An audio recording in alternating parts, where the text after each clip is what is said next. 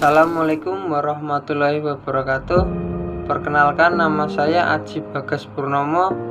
Saya di sini akan menjelaskan tentang materi pertemuan ketiga, yaitu menjelaskan tentang piranti interaktif.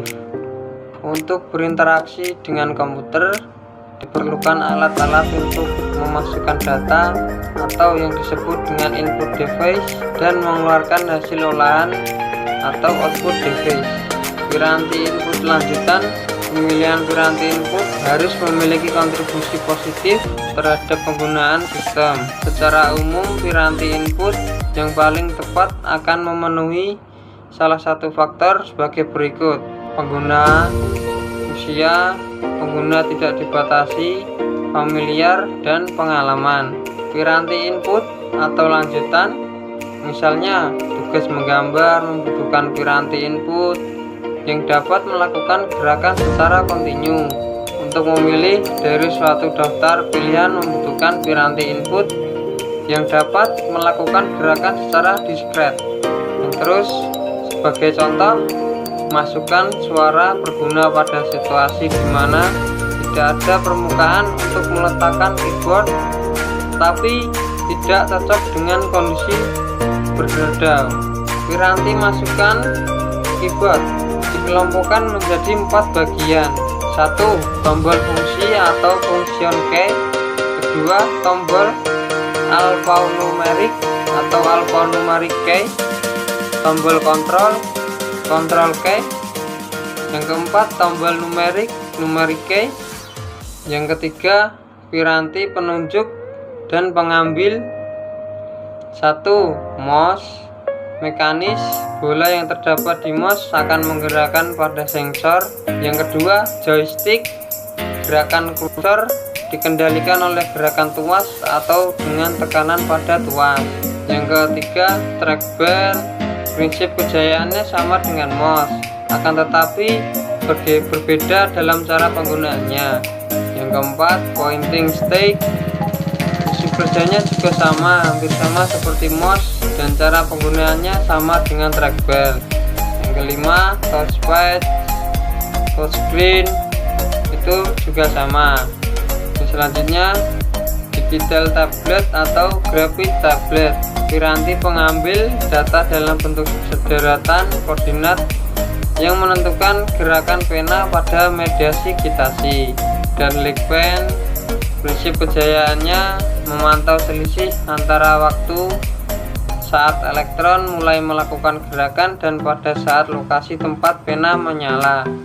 Dan untuk pengambilan gambar terformat, kategori piranti ini adalah menggunakan barcode reader, pola garis hitam putih yang sering dijumpai pada barang-barang yang dijual di toko swalayan. 2. Magnet Character Regional atau MICR, digunakan untuk membaca karakter khusus yang dicetak dengan tinta. Karakter yang telah dicetak dengan tinta dimagnesiasi oleh piranti MICR sehingga dapat dibaca dengan diterjemahkan menjadi sinyal digital.